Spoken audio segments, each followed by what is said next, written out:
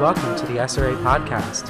Today we have a very special episode focusing on some of the things that have been happening in northeast Syria over the past few years in the area commonly referred to as Rojava. We have an interview with a number of people, mostly people who have been in northeast Syria. And so to start with, we're interviewing journalist Robert Evans, who was there in August, and who's been following the situation in Syria pretty closely over these last few years. Also, Austin is here. Hi. So, Robert, go ahead and introduce yourself. What's your sort of perspective on all this? Well, I started going to the Middle East in 2016. I took a trip to northern Iraq, the region commonly known as Kurdistan, and I talked with a lot of Yazidis who were survivors of the ISIS assault on Mount Sinjar and the genocide in that region. And when I was there, all these people I talked to, I had kind of been wanting to talk about, because the Obama administration pretty famously intervened with airstrikes to try to slow ISIS down and provide space for these people to escape. And when I talked to them, though, the thing that they most often brought up as stopping the genocide from killing more people and being, more complete was the YPG. YPG is how they would usually call them. Sometimes they would just call them the PKK. And at that point, the PKK is a Kurdish, many would say a terrorist organization in Turkey. And the YPG is a militia that's kind of one of the core militias of the SDF, which are the forces that the U.S. was backing in northern Syria. And back in 2014, 2015, when ISIS was on the march, the majority of the forces in either area were a core of PKK fighters, these Kurdish Marxist guerrillas who had been fighting in the mountains of Turkey for years. And they went in and rescued all of these Yazidis from Mount Sinjar, saved 35,000 people, and also trained the ones who stayed behind to fight and formed militias and insisted on arming their women as well. And in fact, a lot of the men I talked to were really frustrated that they'd armed the Yazidi women as well, because they're very traditional paternalistic culture, but the YPG was we're not going to just train the men how to fight. So I got really interested reading that, and I started reading more about what was going on in northeast Syria and Rojava. And there's a number of different takes you'll hear on it. Kind of the utopian take is that these Kurdish-dominated forces have established this quasi-anarchist leftist utopia in northeast Syria based on the ideas of an American anarchist thinker named Murray Bookchin. And then kind of the critical sort of take on it is that these forces are being propped up by the United States, and they're publicizing the fact that they let women hold guns in order to get Western sympathy so that they can have a Kurdish ethno-state in northeast Syria. So that was sort of the positive end of things and the negative end of things that you'd hear from different people. I read enough to be pretty certain that something real was going on there, especially just the sheer number of people who had told me they'd had their lives saved by the YPG. Something clearly was happening that was meaningful over there. But I also was pretty, I went to Kurdistan in northern Iraq with kind of high hopes of what would be going on there. And having seen a lot of pictures of Iraqi Kurdish women fighting ISIS and stuff, and all of these things about how it was this progressive oasis in Iraq. And it's certainly better than the government in Baghdad. I think 100% of people who have spent time in Iraq will agree that the Kurdish regional government is a more effective government than the one in Baghdad. That's not a high bar. It's incredibly corrupt, incredibly misogynistic. You see very, very vanishingly few women. I can really count on one hand in positions of significant power and leadership over there. So I was kind of expecting to be let down when I finally got to Rojava. And it took a long time. It's not easy to get in. It's not cheap to get in as a reporter. It's a difficult place. You can't fly into Rojava unless you were, if you were with the U.S. State Department. They had some military airports that the U.S. was operating, but you couldn't fly in as a journalist. You have to fly into Erbil or Sulaymaniyah in the north, and then you have to either pay someone to smuggle you across the Syrian border, or you have to deal with Kurdish Iraqi bureaucracy and get across legally. And it took a long time. It wasn't until this August that I was able to get over with a reporter named Jake Hanrahan with a site called Popular Front. So we got across in August, and it was immediately clear that something very important was going on over there. The way that as soon as you cross the Tigris, the way that women carried themselves changed. You saw women working and doing things and running operations everywhere in parts of military units alongside men carrying guns, searching cars, managing passport stuff. Everything changed as soon as we crossed that border into Rojava. And over the course of a little less than 2 weeks, we got led around by a young woman named Khabat, who's a great journalist who works in the area. And we saw everything from like a women's economic cooperative that was running a very successful restaurant in the city of Darik to an all-woman farming commune that was like 25 acres and also 6 big greenhouses producing a huge amount of food. We saw an all-women village that was like sort of this experimental concept for like women, particularly who had gotten out of abusive relationships, and it was like a place for them and their families to kind of rebuild their lives and learn and train. We saw these like local neighborhood communes that were like all of the government there starts at the local level, and they have communes that represent neighborhoods which elect representatives, up and up to larger levels. And when they elect representatives, they elect a man and a woman simultaneously. And that's like all the elected positions. It's a man and a woman. And after days and days and days of this, you kind of have to accept that it's real. Now, obviously, you look at the Rojavan Constitution, there's a lot of stuff in there that they hadn't gotten around to doing what with the war. Like, written into the Constitution is like a lot of stuff about ecology, and you have to treat the planet. And that was less advanced than, the stuff on women's rights. But what we saw over there was really staggering. It was a fairly egalitarian society. One of the things that's really shocking, you spend any amount of time in northern Iraq, there's an enormous gap between the rich and the poor. You see people on a daily basis who are very clearly multimillionaires, often kids of the Barzanis and the Talibanis, the families who kind of run things in northern Iraq. And they have huge amounts of wealth. And you see these giant modern malls with like anything you can buy in the U.S., expensive products and stuff. And you see people who clearly can barely afford to eat. Everyone in Rojava seemed to be more or less on like a similar level economically. There was certainly no signs of great wealth in evidence, but also you didn't see a lot of gut-wrenching poverty. People seemed to be, the cities were bustling. There seemed to be a lot going on. There seemed to be plenty of food. People seemed reasonably happy there. And it was very clear that the war had not touched most of those cities as much as it had the rest of Syria. The security situation was excellent. But like more than anything, it was this sense of like revolutionary optimism. I read on the flight over Orwell's Homage to Catalonia. In the book, Orwell talks a lot about the revolutionary spirit that he felt in Catalonia when he first arrived, pretty soon after the start of that revolution, and how kind of intoxicating it is.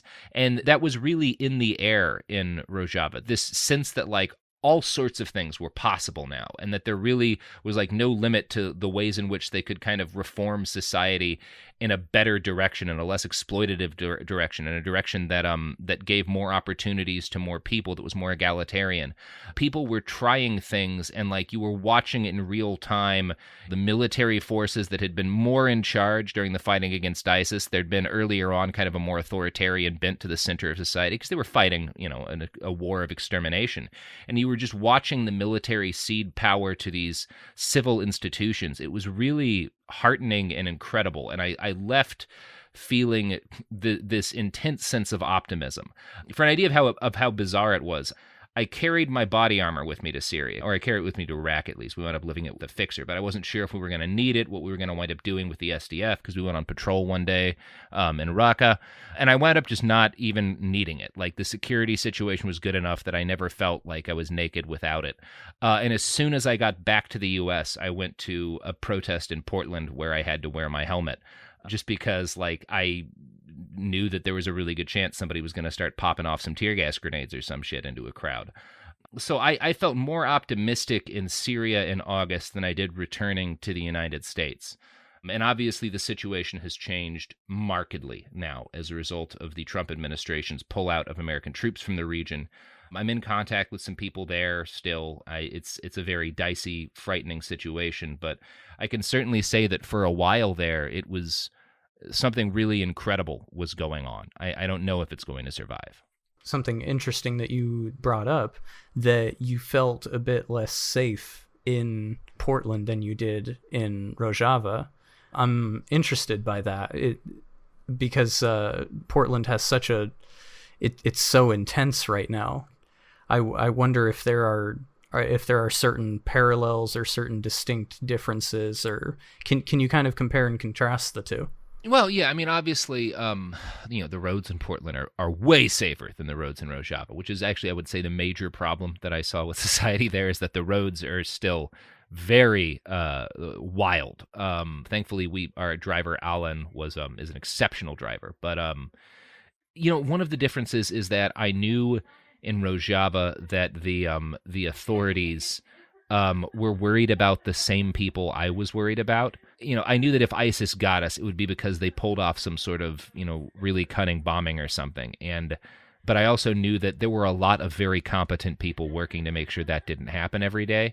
With the Nazis, I know a few law enforcement officers who are very concerned about Nazis, and I've had some that take it very seriously. But I know that for the most part, the people responsible for law and order, so to speak, in Portland and in the other places where I spend a lot of time, don't care. Right before I left for Rojava, I had to go to a West Los Angeles police department to report some death threats against me, and got bogged down having to explain what Bitcoin was and what 8chan was to a bunch of 55-year-old Los Angeles cops, which not a high point of my life. No. Whereas, obviously, I felt like in Rojava, we were all on the same page about who was dangerous. Right. And so that part was good. In general, it was also just that, civil society there, it seemed a lot... It was just so calm. It was a really calm... It had a really good atmosphere. Neither Jake or I wanted to leave to go back to Iraq when we did. It was kind of a...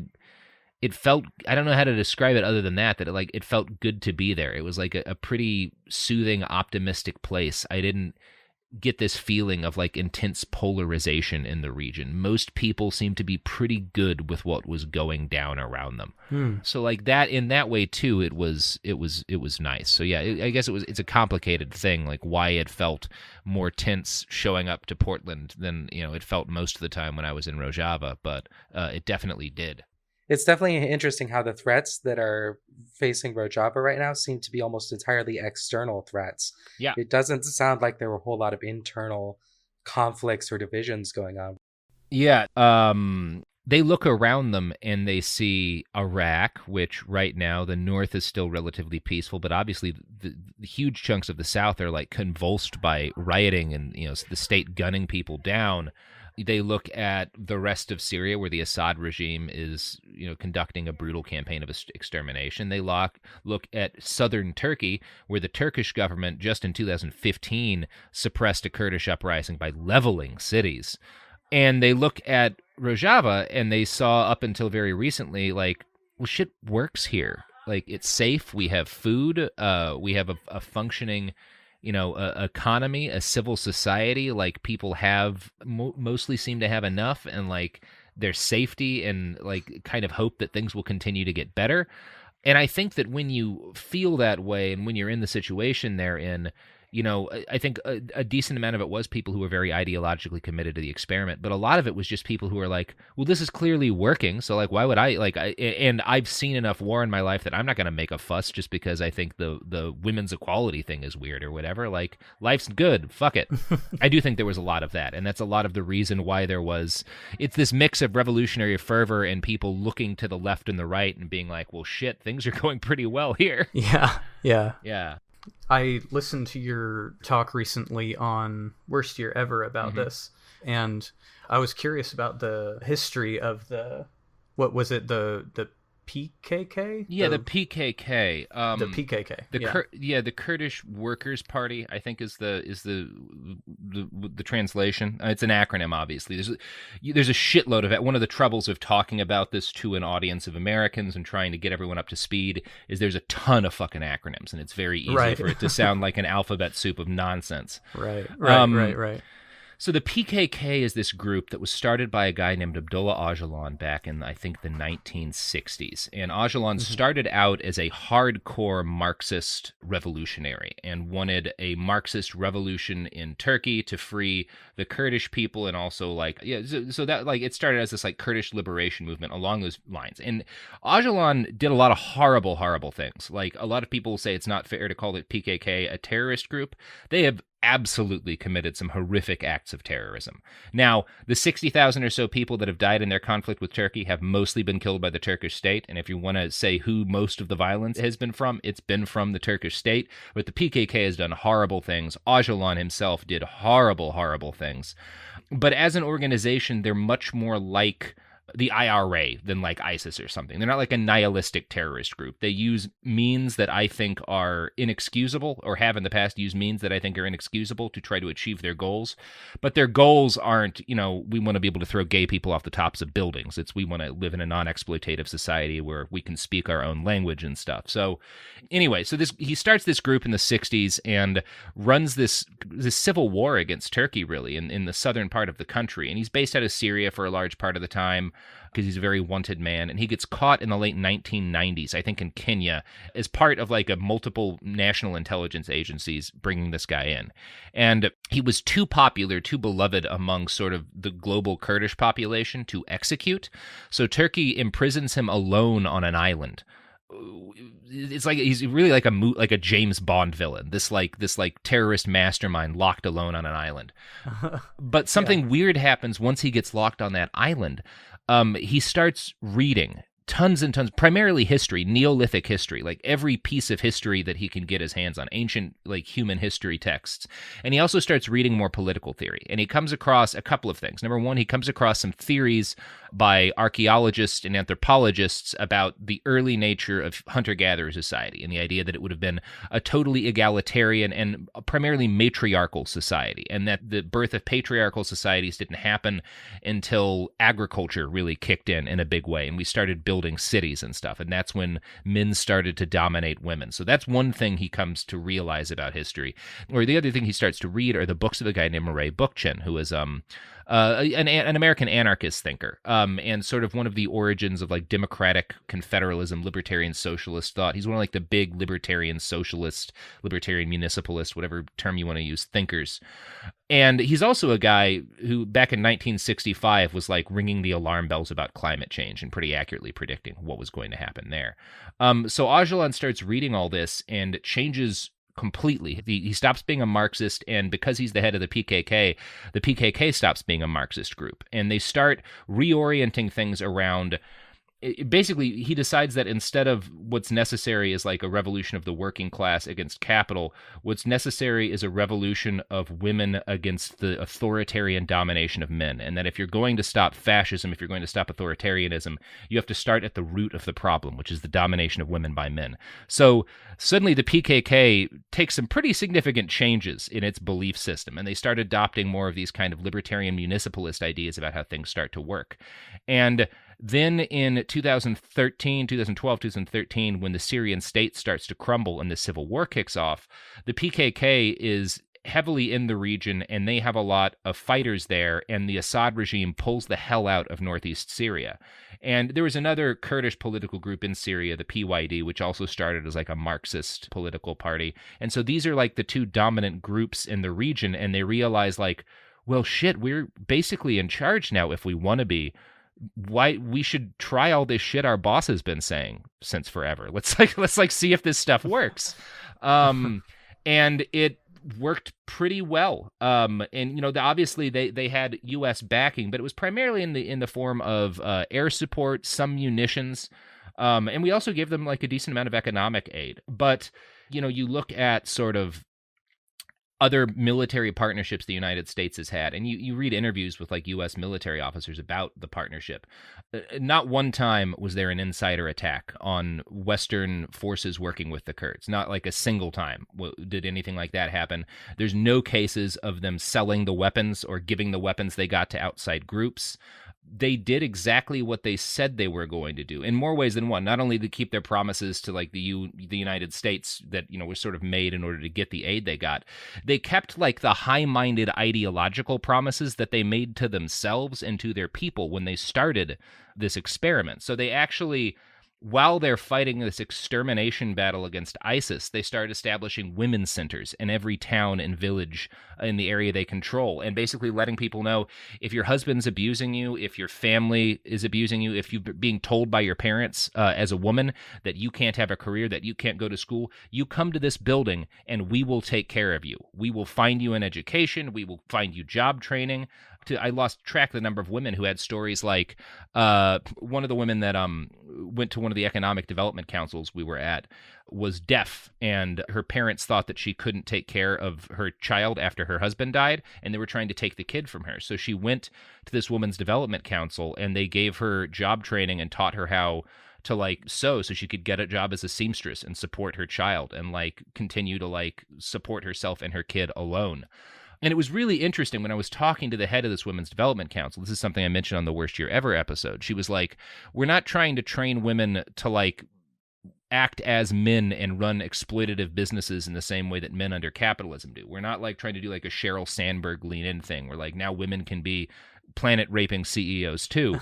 We're trying to raise women up to independence from men, because that's very much not the case for women in our society. The YPJ is, you've got the YPG, which is mostly male, but it is integrated. There's men and women in the YPG. And then the YPJ is women only, because one of the theories in this place is that because the situation for women has been so dire in Syria for so long, and particularly this part of northeast Syria for so long, you need to have both general society, which should be as close to 50-50, male-female integrated as possible, but you should also have women's auxiliaries for every aspect of society, because women need to be trained up and also need to, like, if you start throwing these young women who have never held a leadership position, like, alongside men who have been doing it for decades, the men are going to dominate them. So you give these women training among other women so that they build confidence and get used to running an operation, and then they can sort of move into, like, working alongside these men who have more experience and hold their own and stuff, which I thought was a really interesting tact to take. So we're in this YPJ training base talking to all these young women and watching, what's a military boot camp. It's a 2-month boot camp to train these women how to fight. It was not at all like a stereotypical like Western boot camp. Nobody was yelling. There was no screaming. There was no like in your face anything. There was no macho. It was a lot of like hands on shoulders, a lot of like quiet conversations, a lot of like really like supportive gestures, and like it was wow. It was effective military training, but it was conducted by women for other women, and there was no sense of like we have to be macho in order to like to inhabit this traditionally male space. They were doing it their own way, and so it was both effective military training for how to fight and kill, and also purely feminine and not at all there was no like Full Metal Jacket bullshit in there, which is really fascinating and clearly effective training too. I mean, given their record. Very effective training, yeah. And every journalist I've known who's been embedded with YPJ and YPG forces, and every U.S. military special forces official I've read about, or in a couple of cases have talked to, have said the same thing, which is that they're very effective fighters. Yeah, I think that this touches on kind of an interesting thing that I think the SRA tries to cultivate as far as creating a safe, inclusive, almost kind of soft and cushy gun culture, which it almost sounds counterintuitive given the kind of cultural rhetoric around defense training and things like that. And it's really inspirational to like hear that kind of approach actually has results that you can point to. It actually has tangible, real effects in the world. Oh, absolutely. And I would say it's really one of the things that's most critical, both from, a lot of my work is just in dealing with like domestic terrorism and like this most recent wave of white nationalist mass shootings and stuff. I think both one way to reduce gun crime and also to increase the ability of like communities to effectively defend themselves is like the demasculinization of firearms. There's nothing manly or feminine about a firearm. There's nothing manly or feminine about a claw hammer. Right. I like that idea of sort of trying to detach it from these cultural attitudes of like masculinity and domination. there was no posturing that I saw among the YPG, which was one of the really interesting things about them. I'm not going to say it didn't occur anywhere, because obviously I only maybe had close contacts with maybe 100 or 200 of these people, and there's tens of thousands of them. But I also spent a lot of time embedded with the Iraqi army and with the Peshmerga, and there's a ton of masculine weapons posturing and guys posing while they shoot for the camera and like wanting to like tons of that every single day. You couldn't walk 10 feet in Mosul without seeing some guy, as soon as he realizes there's a reporter, trying to look cool shooting at people. And I wasn't in active combat when I was in Syria, so maybe that would have been different, but I really don't think so, which again I think is also part of why they're more effective fighters than most of the Iraqi army guys tend to be. But it really did feel like a much healthier culture. I guess I went around a lot. I think I'm the only person who's ever done this, and did a lot of just talking to people on the street, particularly older men, and asking them their thoughts about the changes to women's rights since the revolution took over. And I got a lot of different answers. A number of people expressed that they were unhappy with it, including one guy who said that he wasn't allowed to have multiple wives anymore, and he was pissed about that, which was good. I was actually really happy to hear that, because it meant that he felt comfortable expressing dissent with the administration, or the self-administration region, which was really good to hear. There were a few people who did, so I was very glad. Because obviously, like, if I'd been walking around regime-controlled Syria, nobody would have expressed concerns about Bashar al-Assad. like you don't do that. Yeah. So that was good to hear. But I got very different responses from a number of people, some of which were good, some of which were bad. But a lot of, like, the most interesting moment to me was when I was in this, like, military police building, and there was, like, a group of, I think, 6 young Asayish, which is, like, Kurdish military police, just sort of chilling, taking a break, I guess, between shifts. And they're all drinking coffee, and like we sit down, I'm talking about them. There's 2 young women there, one wearing hijab, one not, and 4 men. And we're sitting around, we talk for a while, and then I asked them the same question I've been asking everyone, which was like, how do you feel about this, like, changes to women's rights in the region, and like especially the fact that now, like, men and women are working together as part of, like, military units? Is that odd to any of you? And they all looked at each other and started giggling, and they were all like 19, 20, young people. And it was the same reaction I would have gotten if I'd walked into any business in the United States and like, how do y'all feel about women being humans and stuff? Like, it was normal to them. Like, the fact that they would be working together and that wasn't weird, because these kids were 11, 12 years old when the revolution happened. So this is most of what they've really known as a conscious people. And that was the thing that was most inspiring to me, is realizing this is something that a couple of people brought up, is like, the older folks in the region, especially a lot of the older men, don't really believe all this stuff. They're going along with it because it's what's in power right now. What we're hoping to do is last long enough that if in another 10, 15 years, most of the adults, this will be normal for them, and then it will really stick. And that's the thing I really wanted to see, and don't know that I'll get to now. And that's what I wanted for the world to see, is like, what happens if these people get another 15 years to like make this shit really stick? It's kind of, yeah. It's, and you sort of mentioned homage to Catalonia earlier, and there's a lot of parallels there, and that just like the Catalonians, the Kurdish people, and all the other peoples in northeast Syria, because it isn't just the Kurds, despite the way the media frames a lot of it.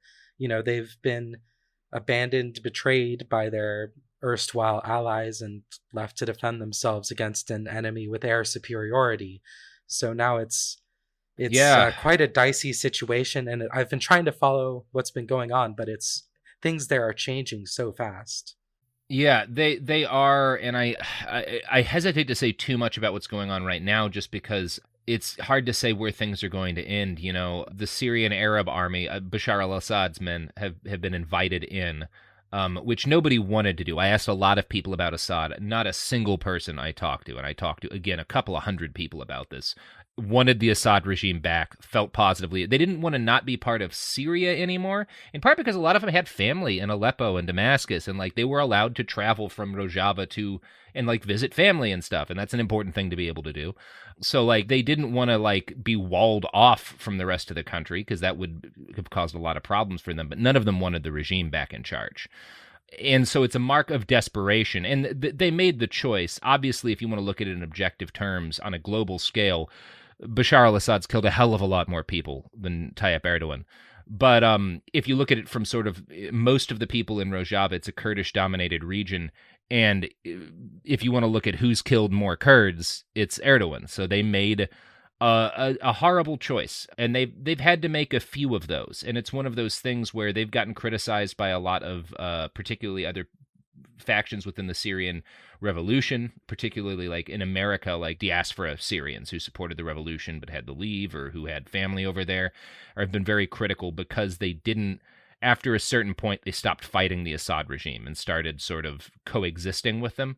And again, that's a reasonable thing to critique them on, but they didn't have a whole lot of options. And I see them as they're very pragmatic people in that region because they have to be, because everyone who's not pragmatic in northeast Syria got killed a hell of a long time ago.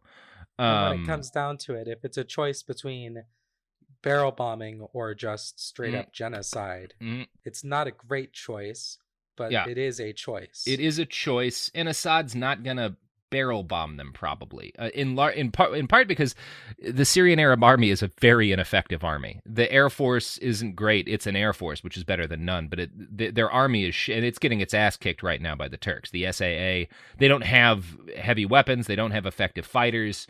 I've heard that they have guys armed with just rifles going up against Turkish armor units with very little air support. Yeah, they're not an effective military. And so if you looked at, like, Assad was never going to conquer Rojava, even without American backing. Like, that would have been a fucking nightmare for his military. So I think there's a lot of beliefs, and the people that I'm talking to over there say, like, we're worried, particularly if the regime gets its way, they're going to try to reverse a lot of the gains in women's rights and disband the YPJ. We know that's what they want. We think we'll have enough pull to stop that from happening. Who knows what will happen? Like, nobody does. And no one there does. None of the people making the calls in the SDF know how this is all going to work out. They're in a very desperate situation, and they're making desperate choices. Right. Yeah. I think that this kind of interests me because it's almost like in this conflict, we see both sides of this argument that comes up a lot in leftist spaces, where on the one hand, it's like, you don't want to endorse somebody who isn't ideologically pure according to your tendency, but at the same time, you still want to, like, get things done.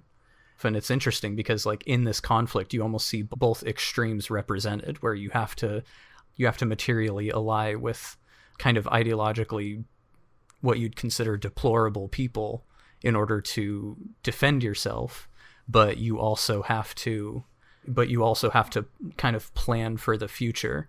And I wonder if there are lessons that maybe the people listening and maybe us as organizers could learn as Western leftists from some of those hard choices that Rojava's had to make. Yeah, I think some of it has to do with, like, this is this kind of idea of, like, municipalism too, where you allow individual regions a lot of autonomy, and some of that means that maybe you avoid having fights that you can't survive and can't make, or that would make it difficult for you to deal with fights that are really more existential. So maybe you've got a situation where, like, order has collapsed in your country, as it did in northeast Syria, and there's a chunk of people, a region or whatever, where you don't like what they believe or what they're doing, but they don't really want to fight you, and you don't really want to fight them, and there's another enemy that you both have. So maybe you work out some shit, and they keep doing awful things in their land, and that's not great, but you get to survive and try to build a better world where you are, and, like, fight the fight that is more existential for you. So I think that people who have a really sort of black and white view about any of this are probably folks who haven't had to make some of the same compromises ideologically, or haven't had to make sort of the same survival choices. And that's right. One of the things that's most remarkable to me about what I saw over there is, in spite of how pragmatic people were and how sort of understanding they were about how you have to like make survival choices, there was so much idealism and so many choices that were made to keep in line with these very high-minded beliefs. And I think part of why they made that call is because it worked practically. this commitment to egalitarianism and feminism may seem like sort of high-minded rhetoric to some people, but it was also very much like, now we have twice as many people who can fight. Now we have twice as many people who are rebuilding this region, who are like rebuilding our cities that were shattered in the fighting against ISIS. Same thing with these like commitment to local governing and direct democracy. Seems like a high-minded ideal in a war, and especially since wars are generally very authoritarian, but it allowed the military to focus on the fight while the people actually living in these cities like Kobani that were shattered by the fighting were able to very effectively organize themselves to rebuild and fix their city and get things working again and get civil society going again and make the place a livable place for human beings. And that would worked 1,000 times better having local councils organize that shit than it ever would have worked if you'd had the SDF going in and be like, okay, well, this is how you're going to rebuild this neighborhood, and this is how you're going to rebuild this neighborhood, and this is how you're going to get this going. Right. This shit works. That's one of the things that's most exciting to me. I've never been committed to any particular ideology. I think I'm sort of emotionally an anarchist, but I was always sort of a work within the system guy just because I was like, well, I know that the current system at least gets insulin to my friend's house, so let's try to fix the shit that's fucked up. This was seeing something that was radically different from anything else I'd seen, and also saying, well, these aren't just words on paper. These people are making it work. This is functioning. And it's really changed a lot of kind of what I think as someone who's not just a journalist, but also an advocate and an activist, what I want to push for in society in general. Like it's really had kind of that a transformational effect on me, just because, well, this shit works. I've seen it work. Yeah, absolutely. So I think it's interesting to look at international situations like this where the truth is a really hard thing to actually find, because especially in an organization like ours with a lot of, Marxist, anarchist, any kind of tendency within us, there is a lot of debate about truth, where on one hand, you have some people saying you cannot trust anything that any Western media outlet ever says about any kind of socialist state or even an anarchist society. And then, on the other hand, it's like you do have to acknowledge the influence of like counter propaganda, of untruths that go the other way as well. And I don't know, is that something that you've had to kind of, it sounds like you've grappled with that a bit. You covered it a bit in the Worst Year Ever episode, where you were talking about, they were mostly trotting out female fighters to in Iraq, in northern Iraq, in Iraq, right? In Iraq. Yeah, I have experienced a lot of what it looks like when an organization, particularly a state or a military, wants you to believe a certain thing about them. Earlier in my career, I was worse at spotting it than I am later in my career. I was, like I said, when I went there, I was very much sort of, I wanted it to be real, because if it's real, then 4 million people are living a better life than they were 10 years ago, and that's a good thing. But I also was very hesitant as to how real it might be, because again, I've spent a decent amount of time in the Middle East at this point, and a lot of shit's not what it seems.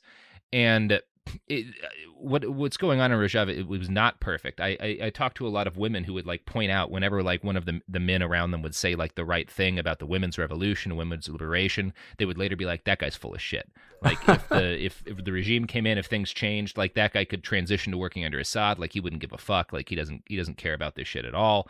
You did run into people who were willing to say that, but the fact that everyone was not committed to the project doesn't mean the project wasn't still working. I talked to so many people who were making it work. There was this young German woman at Genoir, the woman's village, where it was like a lot of women who would like come from abusive households, abusive husbands, families who were like making a new life for themselves in this all-woman village that they built.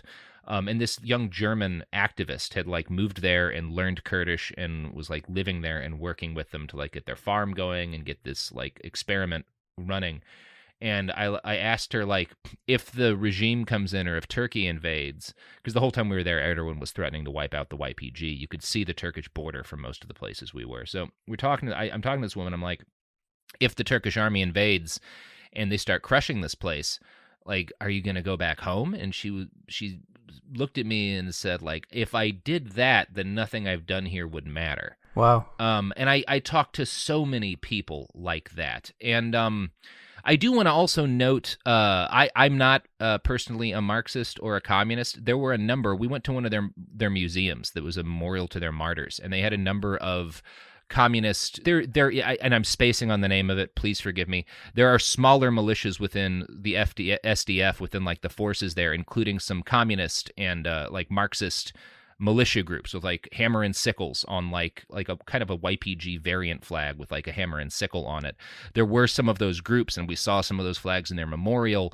There are, among the foreign fighters, a pretty wide variety of left-wing ideologies that you saw there. So there were a number of people who, obviously Rojava was not a Marxist experiment, but it was a definitely a leftist one. Right. And there were a lot of fighters who were really like, this isn't exactly what I believe. And in fact, I listened to an interview with one guy who was like, civil society there isn't quite my thing because, I'm a Marxist and it's very much sort of an anarchist thing and like civil society. But the military is much closer to like kind of my ideal sort of Marxist structured organization. And so like I felt very comfortable within the military.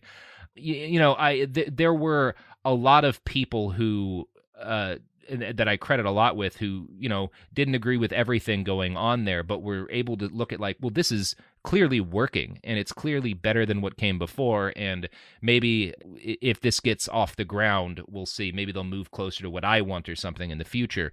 And that was really good to see too. And I know that there are a lot of people on the left who will distrust Rojava just because it's like the U.S. gave them weapons, which is frustrating to me because like, man, if you live in that region, if you've been subject to as many genocides as these people do, and somebody's like, you guys want some wire-guided missiles? Like, yeah, you're going to take those wire-guided missiles. Like, I don't care who's offering to them. You're going to take the missiles if people are trying to kill you with tanks. Yeah, absolutely. Yeah. Totally agreed there. Yeah. So yeah, I too am very. One of the things I find interesting about the coverage of Rojava in the international media is that you almost never hear anything about the ideology of quote unquote the Kurds in like an article written in the New York Times about them. They'll usually, to their credit, they usually talk about the egalitarian nature of society, the feminism and stuff. That definitely has played well in the international media, and the SDF played it up a lot. Not that there weren't a lot of women fighting, but they would, like during the fighting against ISIS, they heavily publicized videos of liberated women pulling off their veils because, like, they're smart. They know how the internet works. They're like, this is going to get more people on our side. Seeing a video like this is good for helping us continue this thing, which doesn't mean it's not real, because I talked to a lot of women who were like, yes, the SDF freed me from ISIS, who like beat and whipped me for wearing a belt with my niqab, and I love them. Right. But it's also like, it's 2019. If you can't make your struggle go viral, you're not going to keep doing it. It's like what we've seen with Hong Kong and with Chile. Like, if you can't fucking make this shit go viral, your government will crush you and nobody will care, which is what happened with Egypt's last round of uprisings. Yeah, that's a great point. I was just going to say, so like, I guess short of actually visiting a place and discussing issues like that with the people directly involved, are there any kind of like pointers you could give as far as like how to find out where exactly the truth is? Because there's this kind of need for us to have an opinion about things sometimes, things that are very complicated and have very storied histories and stuff like that. So I guess, what would you say is a good path to go down as far as deciphering the truth? Especially with regards to like the Syrian conflict specifically, like what are good sources maybe? It depends on for one thing, like what aspect of the Syrian conflict. The sources that will be able to talk to you about like what's happening in Idlib, which is the other province that's not under Assad regime control right now, are going to be different from the ones, by and large, going to be very different from the ones who can tell you a lot of stuff about what's happening in Rojava, because they're very different struggles in different parts of the country. For one thing, I always come back to, you want to listen to people who either live there or were there, which is kind of the start of a lot of my research. My research into the Syrian Civil War started in the Serbian-Hungarian border, interviewing hundreds of refugees during like the height of the refugee crisis, when it was just unending trails of people, and talking to them about chemical weapons attacks, about barrel bombs, about the things the Assad regime had done to them. And there's a lot of places you can find stories like that. This isn't just Syria, but if you want a website that has a lot of voices that are people from the Middle East and North Africa in that region talking about their own lived experiences without sort of the filter of Western journalism, Mangal Media, Mangal, is a really vital resource, an incredibly vital site. I don't agree with everybody's take there, but they're all people who live in this part of the world writing about their lives and about their opinions and experiences without, somebody like me editing it or taking their quotes and turning it into an article. And it's really a valuable site. That's not just Syria, but they do cover Syria pretty well. If you're looking for updates on what's happening in Rojava, the official ones are the Rojava Information Center at Rojava IC on Twitter.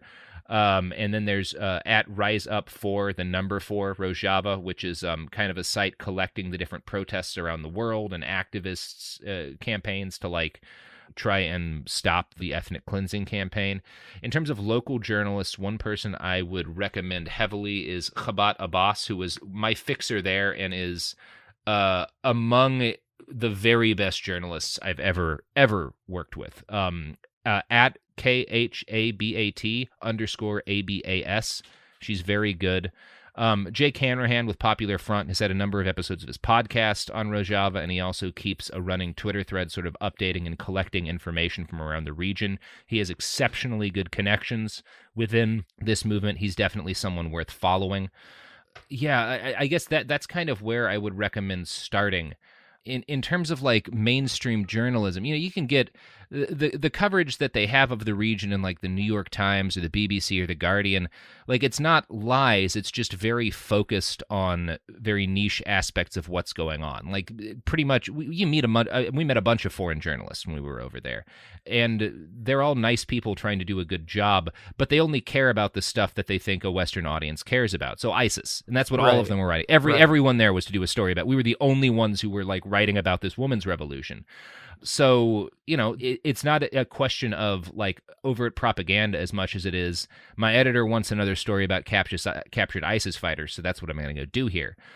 I think It's Going Down has done a pretty good job of covering and providing what I like about it. They've done a good job of providing a lot of voices from people who have gone over there and fought or worked over there. Which again, I always try to, when you're trying to understand particularly the Middle East, because the conflicts there are so nuanced, what's happening there is so nuanced, as often as possible you want to go back to people who were there. And I think a lot of It's Going Down sources are foreign fighters, but still people with direct experiences for significant periods of time. I think that's really valuable. I do think that one of the issues people have, particularly leftists have, understanding what's happening in the Middle East and North Africa, is that they view things through kind of the ideological lens with which they look at the world, but they don't have a complicated understanding of what's actually gone on in those regions because they haven't talked to anyone from them. So they have a very nuanced standing of the problems of how capitalism has affected communities in Baltimore or whatever, where they've worked, where they've done activism, where they've been on the ground with people. But they sort of have these blanket ideas about what's good and bad in terms of U.S. intervention in places like Syria or Libya that are based on articles they've read from people who haven't been there, and the opinion pieces from people who don't live there, as opposed to the lived experiences of people in these regions, which are much more complicated, I find. So I always try to go back to find voices from that region, find journalists from that region, and listen to what those people have to say. You don't have to agree with them, but at least if you want to understand that reason, find some people who live there and are writing about it, because it's really the only way to get a nuanced understanding of those places. And I would also like to recommend an article that my friend Khabat wrote for the New York Review of Books, and I'm gonna pull up the title right now. That's a really, I think, a vital piece that also really well summarizes what's been going on over there. This is Ethnic Cleansing, a dispatch from Kurdish Syria. It's again on the New York Review of Books. Khabat wrote that. It's a great article that gives kind of a really emotional look inside the life of one person who's a part of this revolution and her family's experience. Her brother died fighting ISIS, and so she's got I think a really vital experience to share. So yeah, I hope that that's like a start for people. It's Absolutely. Yeah. That would be my recommendations. That's awesome. Do you feel like there are things that we could do to support their survival of this? I'm not sure what to call it, a project, a revolution. Yeah, a revolution is how people there tended to describe it to me. The people who were very much involved in it would call it, this revolution, this women's revolution. If donating money is like your thing or the thing that you're able to do right now, because, life's hard, the Kurdish Red Crescent does a lot of just work dealing with refugees, with helping, injured people who've been hurt in the fighting. They could use donations. But obviously, like, I'm always a big advocate of, like, getting out and doing shit. And that's part of why I recommended following Rise Up for Rojava on Twitter, looking into that. Because there's protests happening at, like, companies that are selling weapons to Turkey and selling, the pieces to, like, maintain their planes and stuff. Like, there's... and including in the United States, like Lockheed Martin, protests at these places about the ongoing genocide. There's pictures you can find of the kids and adults who have been maimed and killed in like bombings from Turkish warplanes that were made by Lockheed Martin or include some of their pieces. So like I think the protests that have started need to continue and grow, because like at the end of the day, one of the things that could, I don't know if it would stop it, but could reduce what's happening is if you were to actually harm one of these companies' bottom line by making them associated with an ethnic cleansing. Companies don't have consciences, but they do understand that, like, okay, now everyone thinks that we're involved in a genocide, we probably ought to pull out of that genocide because this is going to hurt our our ability to make a profit. Right. Which is obviously for a company like Lockheed Martin would be hard to do, but I don't think isn't worth trying. And there's certainly other companies who have done the same. There's Turkish embassies. Like there needs to be kind of an expression of rage, and also obviously sort of the basic thing of like calling your representatives, registering your displeasure. That doesn't have an immediate impact. It's not impossible for it to have some impact eventually, though. I don't know. It's easy to look at the situation and to look at the things that are available to us here in the West as solutions and feel kind of hopeless about it. And I don't really know that there's much that we can do at this point. But I know that the people over there are still fighting, so I'm going to keep trying to do what I can do, and I recommend other people try to find ways to get out into the street and take action to register your anger and horror at what's going on over there right now. I really recommend, whether or not you identify with his philosophies, read Murray Bookchin and read Abdullah Ocalan. He's written a number of books, including one on democratic confederalism, that sort of lay out. I actually recently got his book. It's really more of a pamphlet. It's only about 20-30 pages on democratic confederalism. If you're going to read any theory, it's a good one to read. It's very concise, it's very grounded, and it's very, it's not super detailed, but it is a very sort of practical outlook on how do you make this work without a state. Yeah, and that's kind of the thing I like the most about it, is that there's not any fluff there. It's just sort of like, hey, here's what we should try, and then they tried it, and a lot of aspects of it seem to have worked. Up until the F-22s came in. But there's a lot of things that don't work so well when F-22s enter the picture. True. Yeah. Well, all right. I think that's about it for our time. If you have any pluggables you want to plug, I know you've got a number of podcasts going right now. Yeah, Behind the Bastards is my regular one. We just did an episode called The World is Burning, where I talked to some of the activists involved in the uprisings that are currently sweeping the globe. You might check that out. I have a podcast called It Could Happen Here about what a hypothetical second American Civil War might look like. And you can follow me on Twitter at @IWriteOK. And I'll have a series about my experiences in Rojava coming out hopefully in the next couple of months, maybe the very start of 2020. I'm just now it was supposed to be done sooner, but the translation effort was slowed by the war. So we're working on it. Yeah. Awesome. Well, thank you so much for your time and for sharing your experiences, which so many people just don't have that sort of firsthand perspective that you have. So it's really great to have your take on it. Yeah, So, thank you. I'm glad you guys called me. I appreciate talking to you. I appreciate what the SRA is doing. Yeah, I hope people find some value in it. awesome. Well, Excellent. solidarity, comrade. Yeah, solidarity. Bella ciao. Yeah. Speaking of, una mattina mi son svegliato, oh bella ciao, bella ciao, bella ciao, ciao, ciao. Una mattina mi son svegliato, e ho trovato l'invaso, oh partigiano, portami via, oh bella ciao, bella ciao, bella ciao, ciao, ciao, oh partigiano, portami via, che mi sento di morire.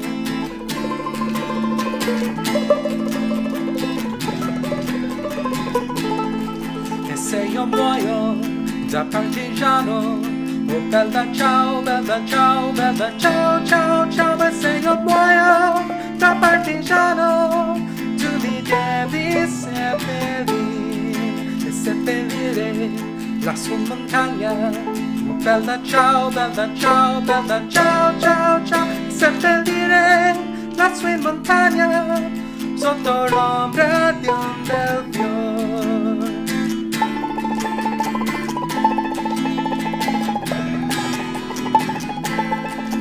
E le genti che passeranno, oh bella ciao, bella ciao, bella ciao, ciao, ciao. E le genti che passeranno ti diranno che bel fiore.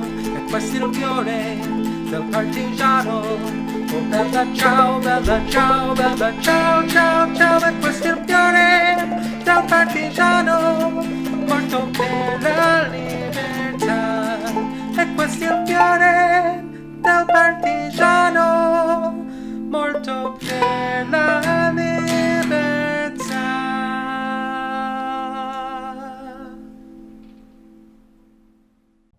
All right, folks. Today we have an interview with two members of the International Brigades who went to Syria and fought against ISIS. I think that they can provide a pretty unique perspective on what is going on over in Syria. So go ahead and say hello, introduce yourselves.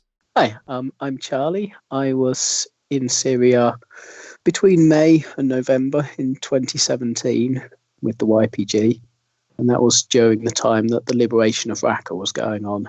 So that was my combat experience. My name's Josh. I was in the YPG in 2016, a little bit before Raqqa. It was just as Manbij was coming to a close and just as the preliminary stages of Raqqa were going on. Yeah. Awesome. So can you talk a little bit about why you decided to go to Rojava and what that sort of process and experience was like getting over there and going into Syria for the first time? Yeah. So I started reading about the YPG shortly after the Battle of Kobani, and over time did a lot of research into them and a lot of research into the revolution. And it became clear to me quite quickly that this was a revolution that I hugely believed in, and that people were doing something really important and beautiful in the region. And at the same time, I could see that this was a project that was very much under threat and had a number of powerful enemies. It became clear to me that it was incompatible with my politics not to go and help out, that this was everything that I'd been fighting for my whole life, and a chance to actually be part of that and to do everything that I could to make sure that that project succeeded. So I spoke to some friends about that and eventually ended up going over with one other friend, Anna. Getting into Syria was quite exciting. It's not open border, so you have to be smuggled across. Our route involved a rubber dinghy sinking in the middle of the Tigris River, which was... I don't like water. I'm not a big fan of boats generally, so that was a fun way to get into the country. And then a very long trek in the dark to actually get across the border. It was really exciting, like finally being there and seeing my first YPG flag in country and knowing that it was what we were going to do. And then in what was going to be very much the trend for being in the country. That period of excitement was then followed by about a week of sitting around and waiting for something to start happening. That seems about par for the course with militaries. Yeah, I mean, most of the time in Rojava was sitting around and waiting for something, waiting to go somewhere, waiting for someone to come, waiting for an operation to start, waiting for ISIS to start shooting at you, waiting for the new cigarette rations to turn up.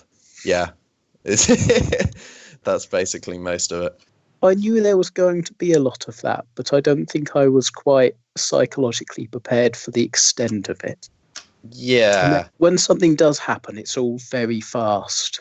People will turn up very quickly and expect you to be ready to go and be going, Zuraval, zoo, zoo, and you have to just go and go very fast to somewhere where you'll often then be, again, waiting for things you don't really understand. The actual, like, for me, the sort of experience of actually being in Syria was one of those things where, like, when we were crossing the border and everything, I don't know how long it took for you, Charlie, but it's something like 8 hours of walking for us. So, like, we went some ridiculously long route. Luckily, our dinghy didn't sink. But, like, the whole time, you're just kind of tense because you're sneaking across a border with these like armed dudes and all this kind of stuff. And one of the guys with me, this Canadian guy, like when we had to sit down in this long grass by the bank of the river to avoid a Peshmerga patrol, the KDP Peshmerga from northern Iraq, he sat on his bag in such a way that it turned on his electric razor that he'd brought. So we were there all like really tense, like trying to keep quiet, and then there's just this like buzzing from his bag, and like everyone looks at him with a look that could kill, and all that kind of stuff. So you're not really thinking about it, and then it's only like later when we'd finally got to the academy and stuff, I was like, oh holy shit, I'm in Syria. Oh my god, what's going on? Like, and then it kind of sinks in. It's kind of cool. It's a nice place. I like it. The brown isn't for everyone, but I like brown, and there's a lot of that. So I like the desert. So what was the atmosphere like in northeast Syria? Like, how did it compare if you spent some time in other parts of the Middle East, which I imagine you must have, like on your route into the country? How did the atmosphere in northeast Syria compare to, say, Iraq? For me, so like when I went to the city of Suleimania, which is in northern Iraq, in the Kurdistan region, it was quite nice. It was a normal, bustling sort of city, and it was nice because everyone was super friendly. I think it was very obvious I was a very white bloke with a big rucksack and all this kind of stuff, and so like I had people buying me food and drink, and like I had to stay in a hotel, and the guy gave me a massive discount and all this kind of stuff. And there was very much an atmosphere of like everyone was really happy to see you, but it was like a lot more. I mean, I guess it was like being a tourist, and like I've been to Tunisia and Morocco and stuff like that, and it's like any other place, but I think people are a bit happier to see me because they don't see as many foreigners maybe or something like that. Being in actual northeast Syria, like the few times, because obviously most of the time we were in some like empty village or some like random little outpost or something like that. So we didn't get to interact with ordinary people, so to speak, as much as like I would have liked and stuff. But every time you did, it was very much like the atmosphere was just so completely different in these cities and stuff. I don't know if the same was true for you, Charlie, but if you ever went to like Derek or Kobani or something like that, there's like a very different energy. And like obviously everyone was really happy to see you because you were the YPG, and you know obviously they're like any society at war is going to be really happy to see its heroic defenders or whatever.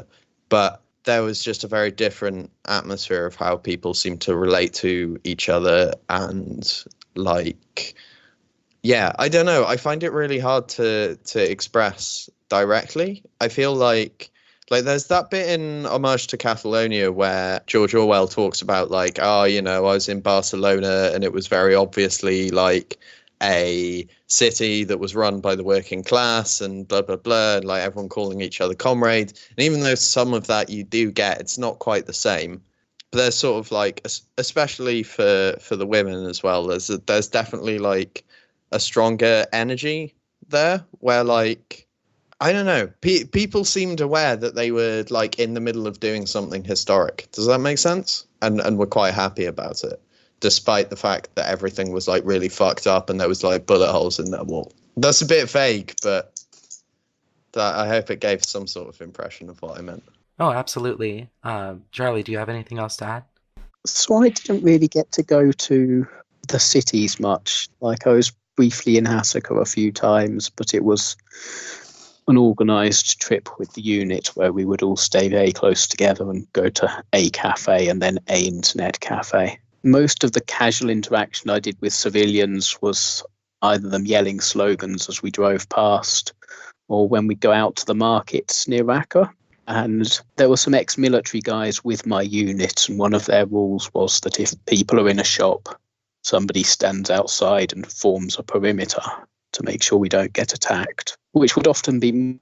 And just as soon as you stood there, you'd be swamped by hordes of children asking me a million questions in a language that I didn't understand. And eventually somebody would have to, like one of the adults would have to come over and usher them away. And 5 minutes later, they'd be back.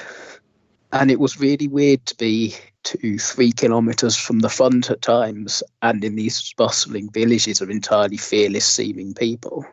And yeah, those interactions with those kids was definitely one of the things that stayed with me, because thinking about what those towns would have been like a few months previously, when people didn't let their kids go outside in case they got taken away, and people weren't, you know, in the street socialising or out wearing colourful clothes. And so that was a really powerful experience for me to see that sudden change. So could you talk a little bit about your combat experience? It sounds like both of you were involved either in Raqqa or in the preparation for the capturing of Raqqa. What was your experience as far as you'd like to talk about it?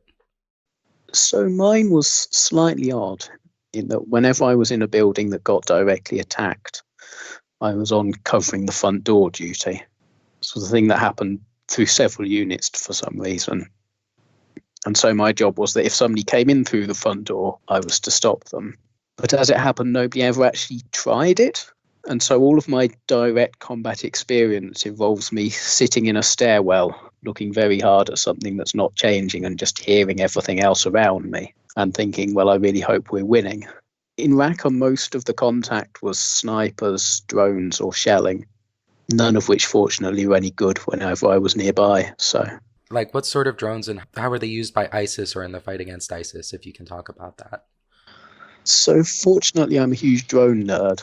So one of my roles in my early units was the guy who could tell which drone was which. And ISIS all used the DJI Phantom 4, which is a consumer-level quadcopter with a couple of kilometres of range. And they would either use them to scout out positions and guide in mortar fire, which never really worked because the mortar teams they had were really bad. Or some of them had been modified so that they could actually drop a grenade from the drone itself onto people below, with the problem being that that really wasn't a very accurate delivery system. And so generally it would just hit a building nearby. It felt more like just that things sometimes exploded than that anyone was really trying. That describes half the war, though, doesn't it, really? Yes. They did at one point use far more accurate munitions on us, I think, from a fixed wing drone when I was on a rear line position. But the explosives they were using were so small that one of them hit our garbage pile and we didn't even have to rake the garbage back in afterwards. Yeah, they actually when so in the first unit I was in, just behind the front line, I guess, was where I was. So we're in this village. The village is the front line. There's guys sitting up in positions at the front of the village. We're in the middle of the village. And for about 2 weeks straight, we would be shelled every single day by mortars. And so Like mortars, if you're like really good at maths and you have competent people who really know what they're doing, can be pretty deadly. But we would joke that ISIS would like fire a few mortar rounds, get bored, go for a tea break and come back, because they'd like shell for like half an hour or something and then stop, and then for like another like 10-15 minutes, half an hour, and then start shelling for another half an hour or something like that. And obviously they're moving around, so they can't be located. This meant that every time they had to try and aim again. So on this section of the line, like some of ISIS obviously were like really, really, really competent. But obviously, because we were on just some random section of the line, a lot of them were just, you know, they're sort of basic guys or whatever. They basically never hit the village we were in, other than hitting, again, our garbage pile once and set it on fire. And that was it. Like, at first, I was really nervous. And like, we'd gone out for tea and the shelling started, and I can hear it whistling overhead. And I'm a bit like, should we do anything? And everyone else is like, nah, don't bother. And there's like 10 of us sitting around a table. So if a mortar hit it, you know, we'd be fucked. But they knew that these guys couldn't hit shit. So eventually it got to the point where by about day 5 or 6, you know, me and my mate would come out and be like, it's raining mortars again. Never mind, go over to the stove, make some tea, sit down. It's just useless. So yeah, they've got something against our garbage piles, it seems. Yeah, I guess it sort of comes down to that random chance element when you're fighting against units that aren't especially well trained with their weapons system. So what was your opinion of the fighters that you were with? Were you in a unit with other international volunteers, or were you embedded with, you know, Kurds and Syrians and other local people? For me, at first it was just me and one other international volunteer in a unit of locals, and they were reasonably competent. Like, there's a massive variety. There's a massive difference in like unit to unit. Some, like, how they manage to get through a battle is beyond me, and there's others who are really on point, really dedicated, really good fighters or whatever. And I'd say like most of the time I was in a group that was somewhere, you know, in the middle. They were all right. You know, I heard some horror stories from other people and stuff like that, and I never came across that sort of thing. It was the same with the volunteers, you know, because some were coming there for really good reasons. Some had really good, you know, experience. Some were less experienced, but at least had their heads on vaguely well. I guess I'd be one of those people. And some were pieces of shit, and I don't know why they were there. So yeah, like it really depended. There was lots of stuff that the locals would do that would kind of drive Western volunteers who were military veterans a little bit up the wall. But then also at the same time, there were lots of things as them essentially being a militia that grew out of a guerrilla movement. Like, they just do things differently, and they can't have the same level of competence in the way that a Western military would see it. You know, because it even comes down to the thing of like the way you present yourself or the tactics you use or whatever can be different depending on, like, if you have body armor, then there are some things which you can take a bit more risk doing, or like expose a little bit more of yourself because you're less likely to die. Whereas if you're a guy basically just in like some second-hand surplus uniform out of like the Syrian military barracks that someone looted or something, and you don't really have any protection, you might not use the same tactics. I don't know. That's how I understand it anyway, because I'm not an expert on the details of those things. But generally, you know, like I said, the people I were with were really great guys and girls, obviously, not being gender specific. For sure. Charlie?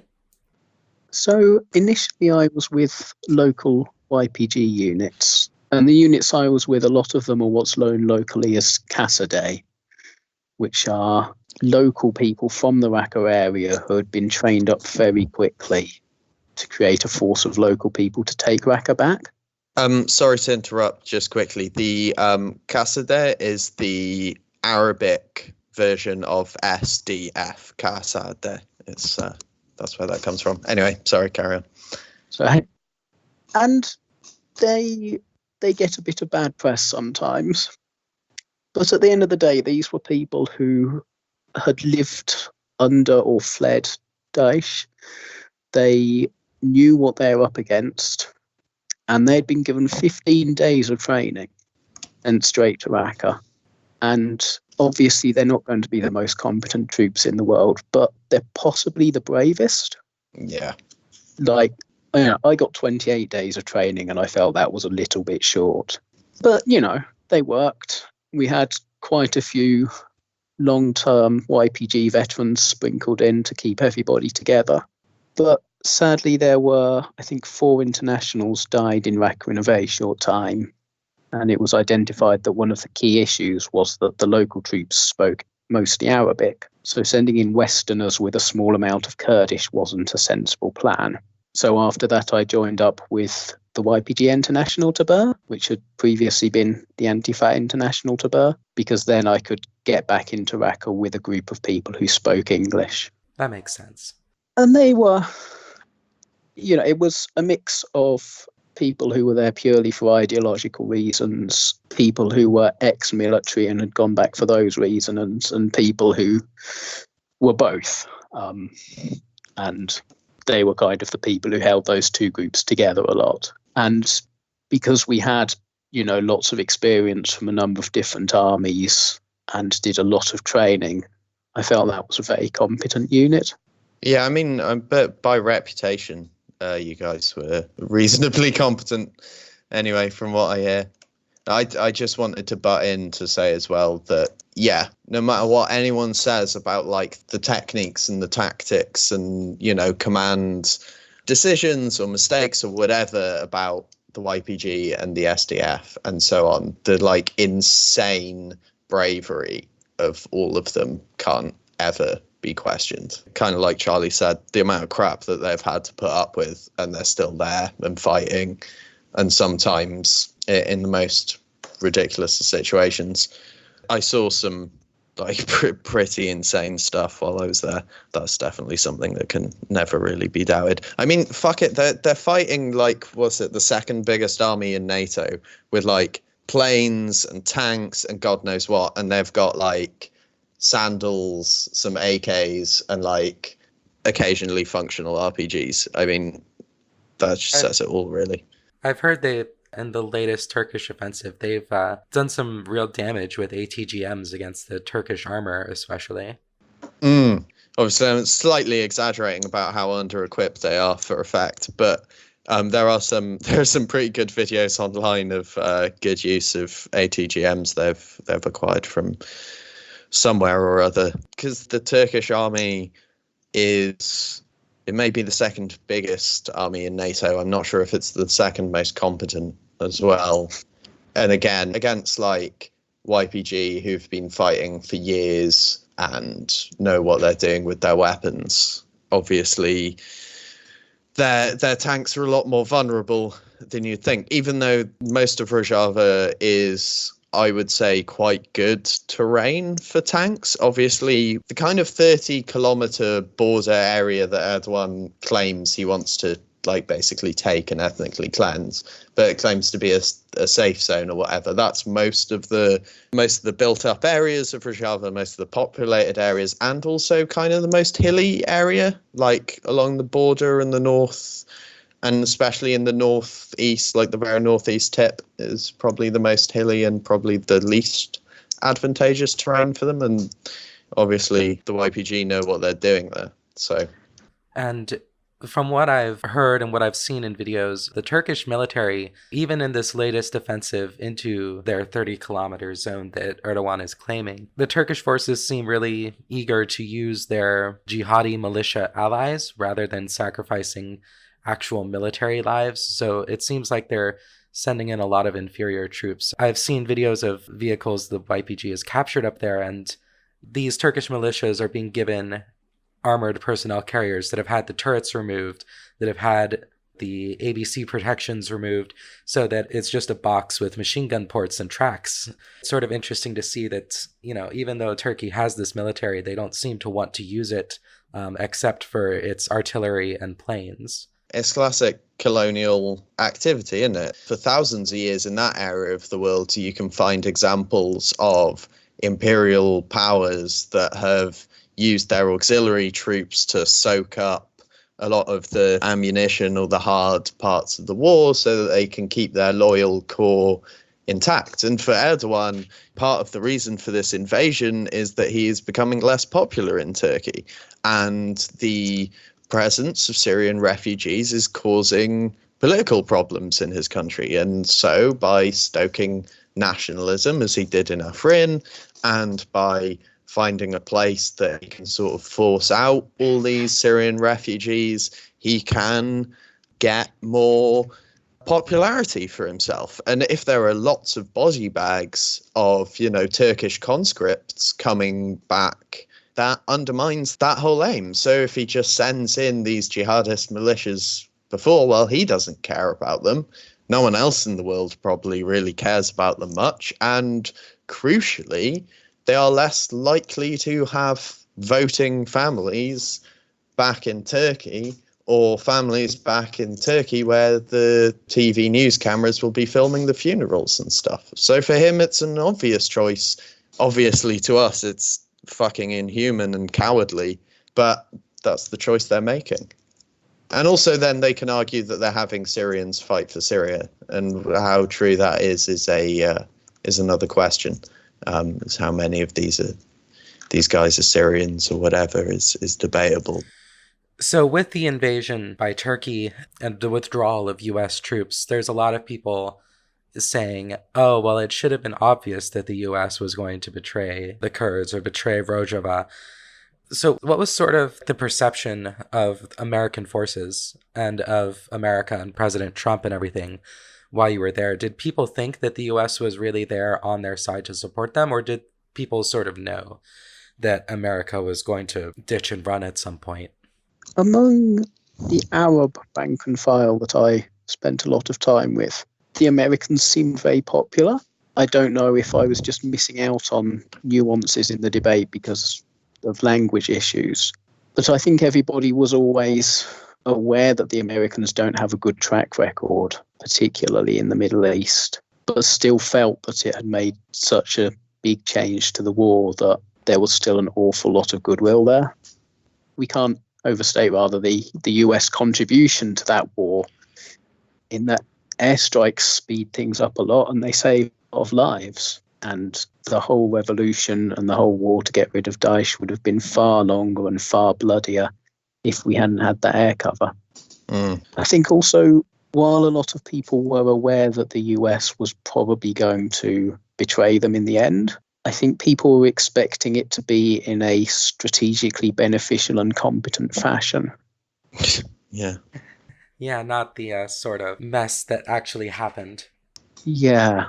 Yeah, I mean, from the people I spoke to, obviously they were saying, we understand that America is an imperialist power. We understand that they're not our friends. We understand all these kind of things, and we understand they'll probably abandon us when we're no longer useful to them.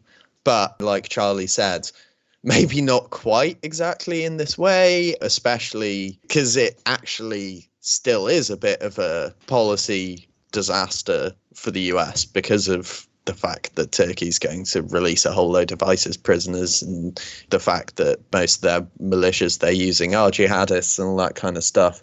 But people weren't stupid that this was a alliance of convenience.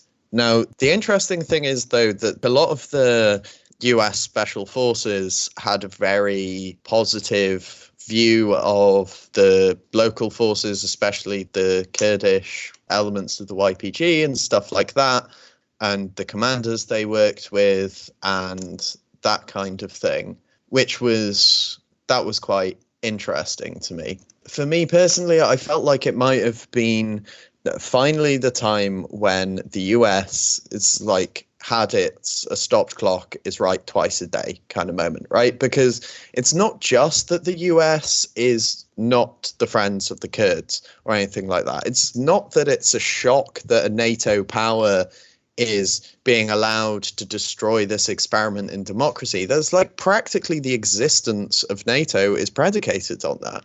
The fact that Turkey is a member of NATO is in part to do with US and CIA support of the Grey Wolves, far-right nationalist group in Turkey that murdered Kurds, murdered leftists, all this kind of stuff. Like, the fact that they are fighting any resistance against Turkey is really tied in with American involvement in the area. It's not just that America has messed up in trying to bring democracy to the world. It's been actively hostile to indigenous democratic movements, especially socialist ones.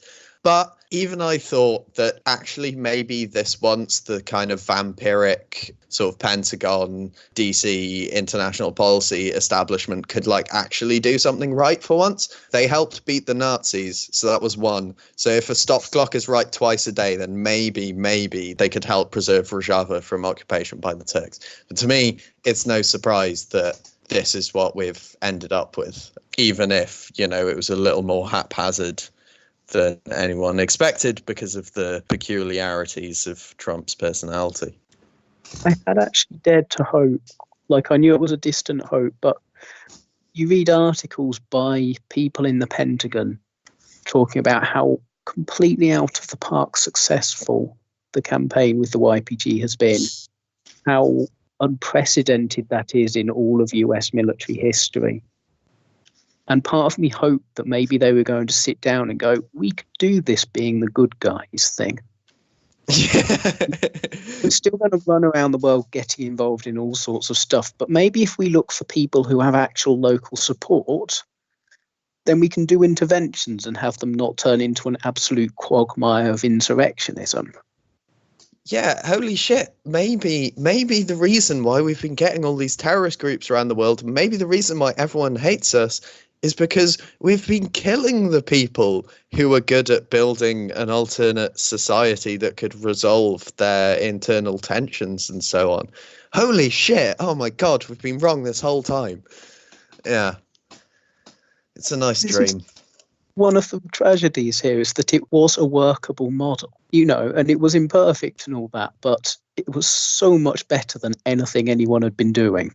Anywhere, to be quite honest, in my opinion. Yeah. Like, I mean, just as an example, there were more domestic violence shelters in Rojava than basically anywhere else in the world.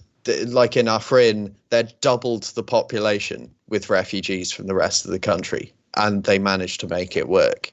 The active difference that model was making to people's lives, and it is making to people's lives, because they ain't fucking over yet. Because it's easy to romanticize these things. And I had made myself sort of cynical when I was going over there. I was like, look, it's not going to be some perfect kind of thing. You have to be realistic. It's probably going to be really fucked up. And, you know, obviously there were problems and stuff like that. But actually, I was kind of surprised to learn that a lot of what was said about the social system and everything was true, that it was a participatory democracy, and that there was this like incredible strides forward in terms of rights for women and stuff like that. And that there was kind of a softly approach to bringing in new groups as the YPG took new areas and stuff like that, and trying to, you know, one of the first things they would do when an area was actually safe and secure and wasn't frontline was like sending around party kind of members to go around and talk to everyone and say, like, what do you need help with, what are the problems in this area, let's bring everyone together and kind of work it out, and sort of removing reasons for kind of alienation and bitterness that were, say, associated with the regime or with occupying various militias and stuff like that could, you know, have a place for all the different groups and everything. And that's fucking counterinsurgency that a fucking $1 trillion military budget can't ever fucking get you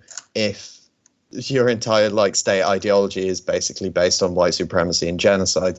But look, I'm not here to bash America. I'm quite annoyed at the moment, but but you get what I'm saying, right? I get what we're saying. Absolutely.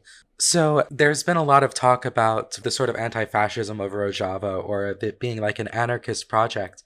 How true is that in your view? Like, how much of an ideological aspect is there to the project in Rojava? Is it something that you could really call anarchist in the sort of Western sense, or is it something different than that?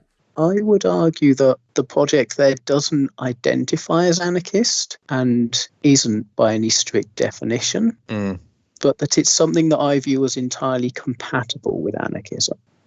Like, my perfect anarchist society is one in which people get to pick the systems that they're living under and to experiment with things, and so long as everybody is working at all times towards minimizing coercion, then I'm broadly on board. So to me, the ideology of the revolution in north and east Syria, although it wouldn't say it's anarchist and has things that tend towards hierarchy more than I would like, there was nothing in there that conflicted on a base level with any of my beliefs.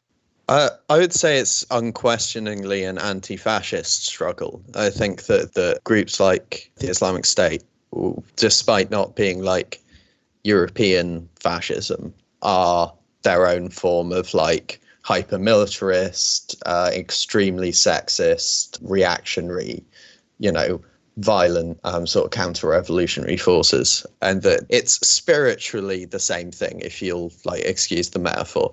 As for it being anarchist or not, I personally kind of think it's sort of centre-left in the best kind of way, if you get what I mean. It's, like Charlie said, there's a little bit of mix and match in there. It's very much its own thing, a sort of like democratic confederalist model. Obviously, because it's in a state of war, there's high influence of the military in some ways, although, obviously we were like banned from carrying weapons in certain cities and stuff like that because people democratically voted on it. So it is, it's not like a military state. That's not what I'm saying.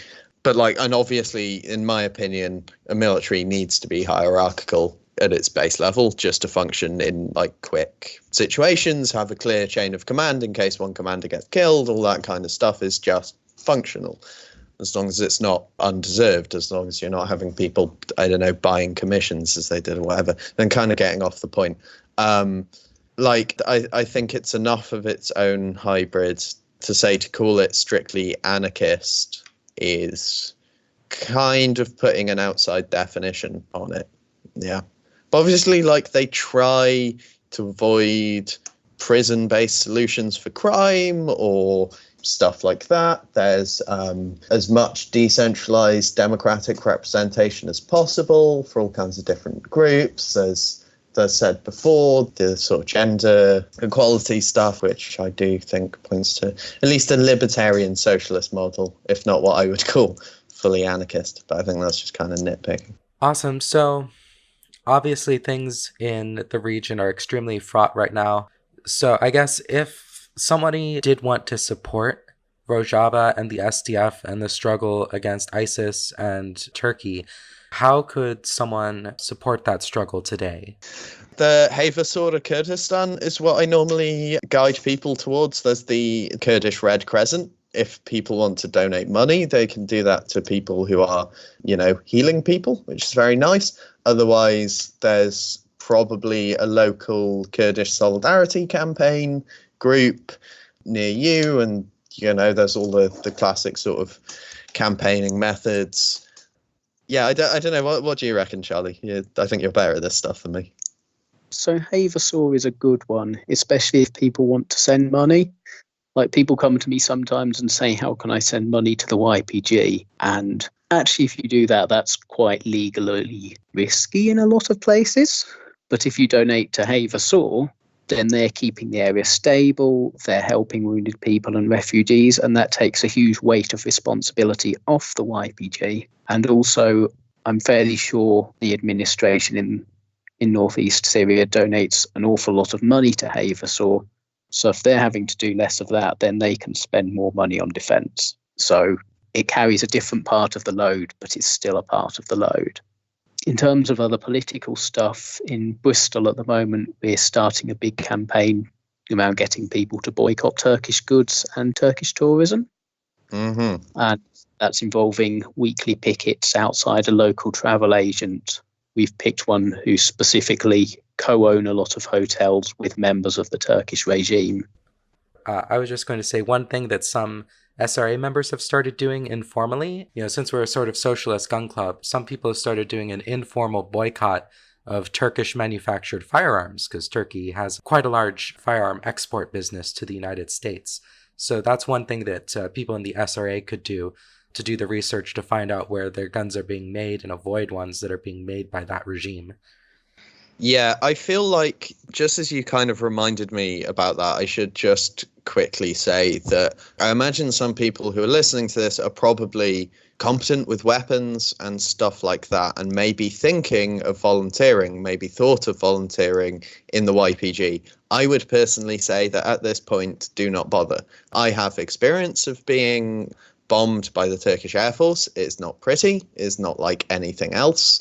And that is not necessarily what they need right now. They have there's a population of millions of people there, who have a very real need to defend their homes right now. I mean, just as they did against ISIS and stuff like that. But I feel that there's a lot of good things that people who really, really care about Rojava and about what's happening there. There's a lot of things that people can do that don't involve that and that won't involve, like, burning to death. So I guess what I'm saying is think very carefully about like how big a contribution you're making. Especially considering that getting into northeast Syria is going to take quite a while to do. Getting training over there, if they're still doing the International Brigades, there's quite a time lag and things are happening very quickly, and the situation on the ground in 2 or 3 months could be very different than the situation right now. So there are other ways to contribute at this point other than going over there when this seems like it's possibly heading towards a military conclusion in one direction or another. Yeah. And also just quickly, the thing that's been going around a lot recently is the Kurds have a phrase that they have no friends but the mountains, and it is a big deal that a lot of people around the world prove that common saying is untrue. So yeah, it matters. My old commander at the academy would often say to people, this isn't just about you coming here to help us. We want you to be taking the revolution home with you as well, to tell people about us, to help people learn about us, and we want you to inspire similar revolutions in your countries. And a lot of what I see the SRA doing is very much along those lines, in that the revolution succeeded in Rojava and northeast Syria because people had put in so much groundwork for decades, organising community self-defence, organising mutual aid, bringing people together so that when an opportunity presented itself, or in this case a crisis, those networks and those skills were already in place to make the best of that situation. Yeah, I mean, that's the other thing. You guys are going to be needed when the Second American Civil War like properly kicks off. I don't know if you've listened to the It Could Happen Here podcast, but like it talks about. I have. It talks about American democratic confederalism, so that'll be very necessary. The Berninistas. I don't know. Sandernistas. Oh my God, that was such a more obvious pun. Yeah, okay. Well, that's definitely something I think is on a lot of people's minds, and I just hope it happens later rather than sooner, because the right is a lot more prepared than the left at this juncture. I mean, like, kind of honestly, I hope it doesn't happen at all, because war isn't very nice, and it would be much better if there could be like a peaceful sort of socialist takeover of the United States. But unfortunately, I'm not incredibly optimistic about the next sort of half century of American history. That's a whole, we're kind of going down a sideline here, but yeah, we're coming up on an hour here, so do y'all have any sort of final thoughts? If you're on social media or if you have any projects that you want to plug, you can go ahead and plug them now. I'm just going to say the kind of typical stuff of like join a union, help each other out. Yeah. Long live Kurdistan, all that kind of stuff. BG Rojava. Exactly. I would definitely echo all of that. And if anyone in the UK hears this, definitely look up your local Kurdistan Solidarity Network group. And I'm on Twitter as @SabCharlie. Awesome. Well, thank you so much for coming on. You have a great perspective on this topic, and it was really lovely having you. Thank you very much. Thanks for having us. Solidarity. Solidarity forever. Sick Afton. Yeah.